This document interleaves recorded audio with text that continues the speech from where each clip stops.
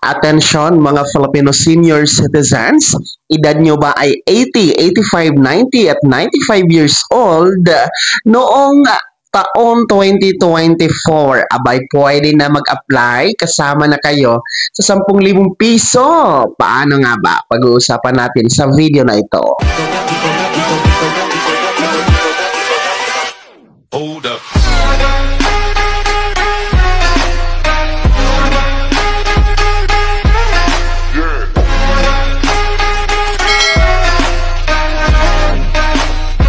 Hello mga vlogs! Welcome dito sa aking YouTube channel. Magandang araw po sa lahat ng mga manonood.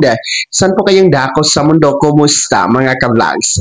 Eto ha, magandang balita mga lolo at lola. Kung ang edad ninyo noong nakaraang taon ay 80, 85, 90 at 95 years old, aba, kasama na kayo sa pwedeng mag-apply at makakuha ng 10,000 piso sa NCSC. Pag-uusapan natin yan mamaya-maya. Pero bago ang lahat, kung bago ka pa lang dito sa aking YouTube channel o di kaya hindi ka pa nakasubscribe, aba i-click nyo muna ang ating subscribe button na nasa baba. Huwag nyo kalimutan na pindutin ang notification bell.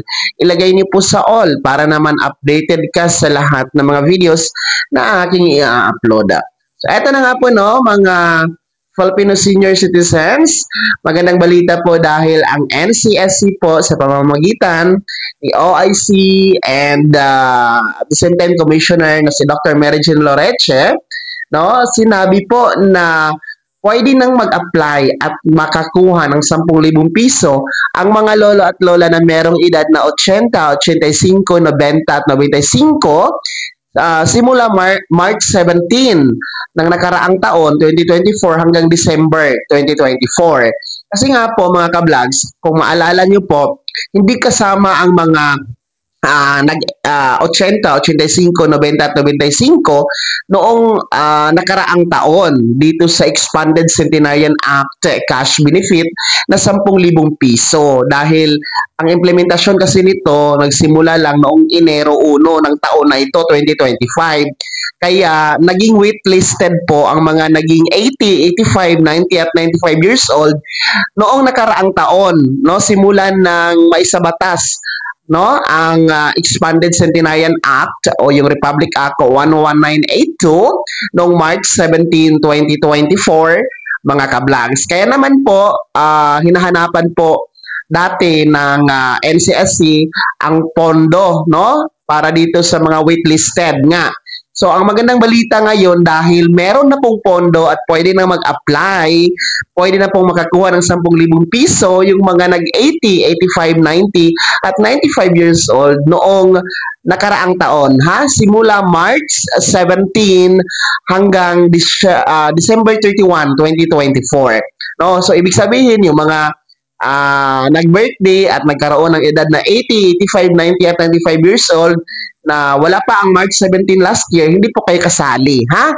So, para maniwala kayo, narito ang pahayag po ni Dr. Mary Jean Loreche. Gusto ko lang banggitin yung ating Expanded Centenarian Cash Gift, no? Yun po kasi nung nagsimula tayong mag-roll out niyan, ang ating tinanggap ay yung January 1, 2025 pa lang, ano? Hanggang magiging December 2025. Subalit, tanggap na po kami, tumatanggap na tayo ng inyong application mula nung nag-birthday celebrant ng ating milestone ages na 80, 85, 90 at 95 simula March 17, 2024. So sabi natin dati hindi pa, no? Ngayon, anunsyo ko na, Cathy, ikaw ang unang nakatanggap ng balitang ito, Cathy, sa programa mong SOS na pwede na natin tanggapin ang kanilang mga application, pwede nang i-process. So ayun ha mga lolo at lola, tinatawagan po natin ang lahat ng mga nag-birthday last year na nagkaroon po ng edad o umabot sa edad na 80, 85, 90 at 95. Ulitin natin, 80, 85, 90 at 95 years old. Simula March 17 hanggang December 31, 2024. Last year po yan.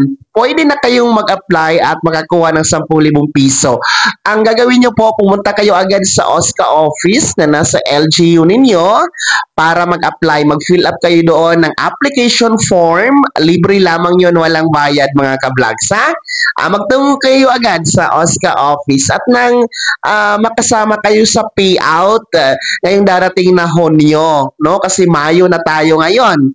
No, lahat kasi ng mga mag-a-apply ngayong buwan ng Mayo, magpi-pay out yan ngayong buwan ng Hunyo.